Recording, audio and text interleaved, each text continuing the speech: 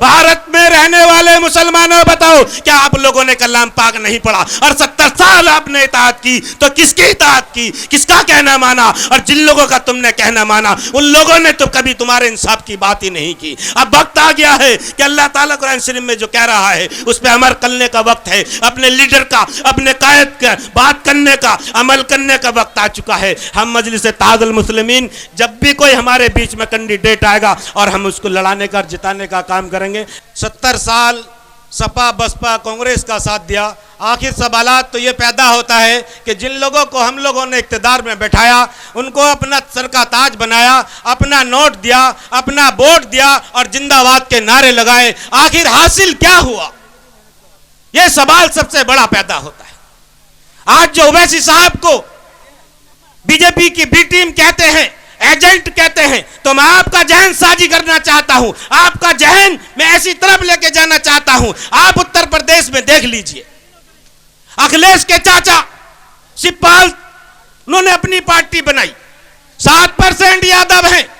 शिवपाल साहब पार्टी बनाते हैं, अखिलेश जी के चाचा हैं। कोई यादव ये नहीं कहता है कि शिवपाल जी ने पार्टी बनाई है, ये बीजेपी के एजेंट हैं, ये वोट काटेंगे, ये वोट काटेंगे, इक़्तिदार से मेरे को हटाएंगे।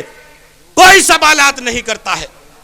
तो दोस्तों, नौजवान साथियों, ये समझने की जरूरत है, जो आपके लीडर को कहते हैं ये बीजेपी के एजेंट हैं, वोट काटने आए हैं, तो अभी उत्तर प्रदेश में एक भीम आर्मी वाले चंद्रशेखर ने अपनी पार्टी बनाई।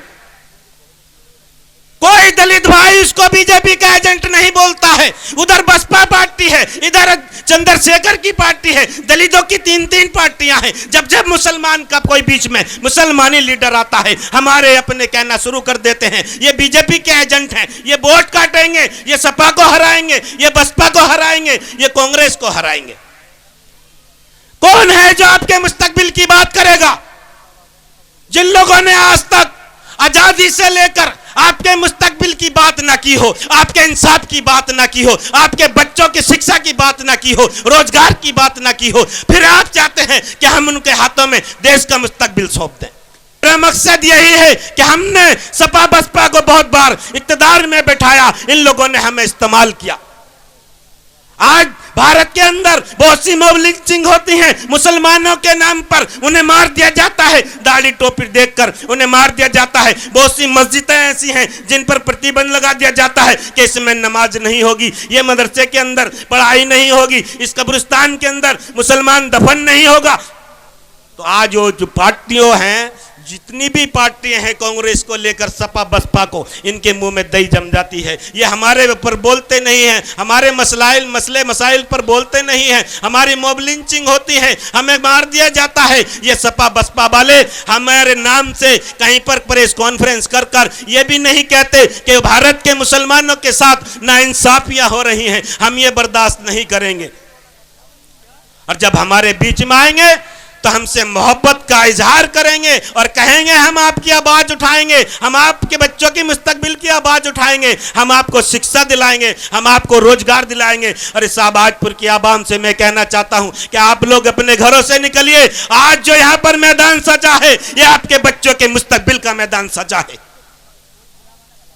आप लोगों को अपने घरों से निकलना चाहिए। सभी असमोली विधानसभा के लोगों से हमारा निवेदन गुजारिश है कि आप लोग आइए। आपके बीच में बहुत से नेता आए, आपके मुस्तकबिल की बात की, आखिर मिला क्या? ये टोटल हमें मारना पड़ेगा। आज अगर कोई भाई बिजनेस भी करता है तो उसका भी टोटल मारता है कि 1 साल के अंदर, 1 महीने के अंदर हमें कितना नुकसान और कितना फायदा हुआ। अरे मुसलमान, तूने 70 साल में ये टोटल ही नहीं मारा कि जिन लोगों को हम लोगों ने इक़्तिदार में बैठाया, आखिर कितना नुकसान और कितना फायदा हमें हुआ। ये टोटल हमें मारना पड़ेगा। मेरे मोहतरम बुजुर्ग और दोस्तों, नौजवान साथियों, मैं कुर्बान जाता हूं आप लोगों पर कि आप लोग मजलिस इत्तेहादुल मुस्लिमीन बैरिस्टर जनाब असदुद्दीन ओवैसी साहब को सुनने आए हैं। आपका खैर मकदम शुक्रगुजार हैं हम। तो नौजवान साथियों, आप लोग जितने भी आ रहे हैं, आप अपनी कुर्सी को पकड़ लीजिए। अभी थोड़ी देर में उत्तर प्रदेश के सदर जनाब शौकत अली साहब आने वाले हैं।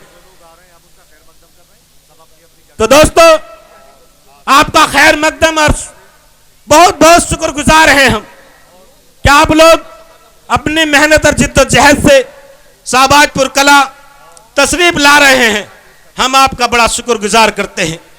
और आपको भी होना चाहिए क्योंकि आपके बीच में एक ऐसा नेता आ रहा है, एक ऐसा कायद आ रहा है जिसका नाम बैरिस्टर असदुद्दीन ओवैसी साहब है। मेरे मोहतरम बुजुर्गों, नौजवान साथियों, एक आयत मैं आपको सुनाना चाहता हूं। बहुत से मुसलमान कलाम पाक की तिलावत करते हैं, उसको पढ़ते हैं, इसलिए पढ़ते हैं कि अल्लाह रब्बुल इज्जत हमें इस पे सवाब देगा, हमें इससे हर परेशानी से निजात देगा। तो अल्लाह ताला कुरान शरीफ में इरशाद फरमाता है, या अय्युहल्लज़ीना आमनू आतिउल्लाह व आतिउर रसूल, ऐ ईमान वालो इताअत करो अल्लाह की, अल्लाह के रसूल की। क्या कहा? ऐ ईमान वालो इताअत करो अल्लाह की, अल्लाह के रसूल की।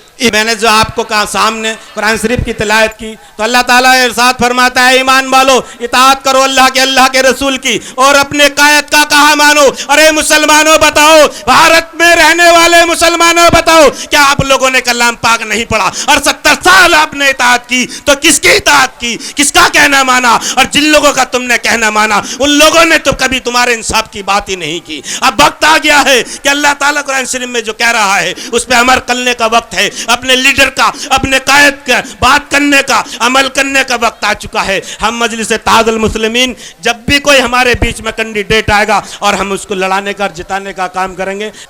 अस्सलाम वालेकुम।